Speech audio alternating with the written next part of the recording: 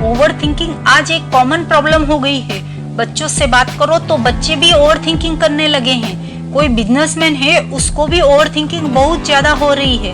एक normal housewife भी overthinking का शिकार है। एक स्टूडेंट को भी ओवरथिंकिंग, मतलब जिसको देखो वो ओवरथिंकिंग का शिकार हो रहा है।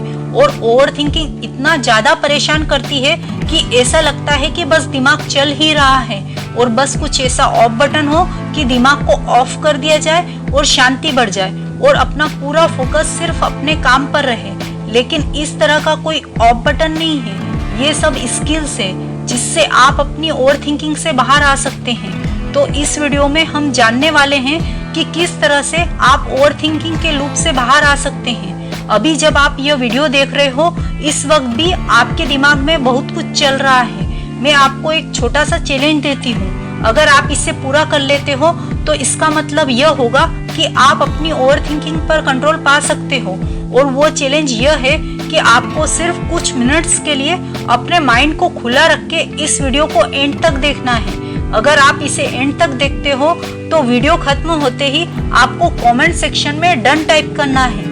अगर आप ऐसा कर लेते हो तो मैं ये गारंटी देती हूँ कि आप ओवरथिंकिंग की इस प्रॉब्लम को हमेशा के लिए खत्म कर लोगी और आगे आपकी लाइफ में आपका पूरा फोकस सिर्फ अपने काम पर रहेगा। आज हम आपको ओवरथिंकिंग को खत्म करने के लिए 6 ऐसी जबरदस्त टिप्स के बारे में बताएंगे जिन्हें आज से ही फॉलो करके आप ओवरथिंकिंग को बाय बोलोगे।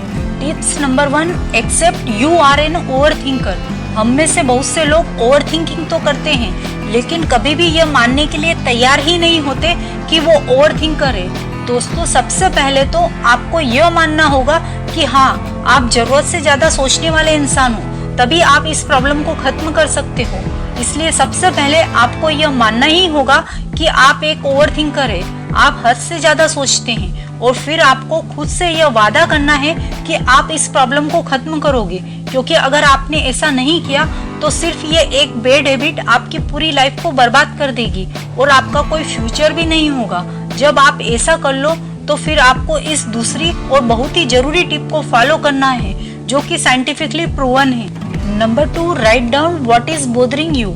ओवरथिंकिंग से निकलने का यह बहुत ही इफेक्टिव तरीका है। आप जिस बात को लेकर ओवरथिंकिंग कर रहे हो उसे एक पेपर पर नोट कर लो, क्योंकि किसी भी प्रॉब्लम को लिखने से उसे सॉल्व करने के चांसेस 90% तक बढ़ जाते हैं, क्योंकि तब आप उसके बारे में अच्छे से सोच पाते हैं। अगर आप उस प्रॉब्लम के बारे में जान लो जिसकी वजह से आप ओवरथिंकिंग कर रहे हो तो उसके सॉल्यूशन के बारे में सोचो और यह सोचो कि क्या सिर्फ ओवरथिंकिंग करके आप उस प्रॉब्लम को सॉल्व कर सकते हो।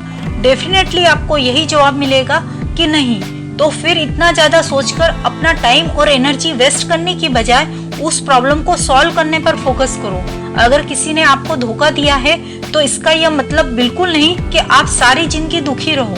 अगर आपकी फाइनेंशियल कंडीशन अच्छी नहीं है तो यह सोचने की बजाय कि मैं बहुत गरीब हूँ, यह सोचो कि आप कैसे अपनी गरीबी को खत्म कर सकते हो, आप कैसे ज्यादा से ज्यादा पैसा कमा सकते हो। प्रॉब्लम के सॉल्यूशन के बारे में सोचो, ना कि प्रॉब्लम के बारे में। Number 3, always try to think positive. एक अफ्रीकन प्रोवर्ब है, if there is no enemy within, the enemy outside can not hurt you. अगर आपके अंदर कोई दुश्मन नहीं है तो बाहर का दुश्मन आपका कुछ नहीं बिगाड़ सकता। हम सबसे बड़ी गलती ही यह करते हैं कि हम अपने अंदर के दुश्मन के हाथों बर्बाद हो रहे होते हैं और ब्लेम बाहर की दुनिया को करते हैं। हमारे अंदर की नेगेटिविटी हमें कभी आगे नहीं बढ़ने देती। अपनी नेगेटिव सोच की वजह से ही हम हमेशा नाकामयाब रहते हैं और हमारी यही नेगेटिव सोच हमें ओवरथिंकिंग करने पर मजबूर करती है। एक पॉजिटिव इंसान टफ से टफ कंडीशन में भी सॉल्यूशन ढूंढ लेता है, जबकि दूसरी तरफ जो लोग ओवरथिंकिंग करते हैं, जिनका दिमाग नेगेटिविटी से भरा होता है, उन्हें सॉल्यूशन में भी प्रॉब्लम नजर आती है। इसलिए हमेशा पॉजिटिव रहना सीखो। याद रखना कि ज्यादा सोचना इतना बुरा नहीं जितना कि बुरा सोचना। Number 4, live in present and consider yourself you are the best. वर्तमान में ना जीना ओवरथिंकिंग की सबसे बड़ी वजह है। हालांकि यह बात सच है कि हर वक्त प्रेजेंट में जीना पॉसिबल नहीं, लेकिन अगर आप ओवरथिंकिंग से बचना चाहते हैं तो आपको ज्यादा से ज्यादा प्रेजेंट में जीने की कोशिश करनी होगी। जो काम आप अभी कर रहे हो, अपना पूरा फोकस उसी पर रखो। यह मत सोचो कि बाद में क्या होगा और खुद से हमेशा यह कहो कि आप बेस्ट हो, आप यूनिक हो, आप जैसा तो कोई हो ही नहीं सकता।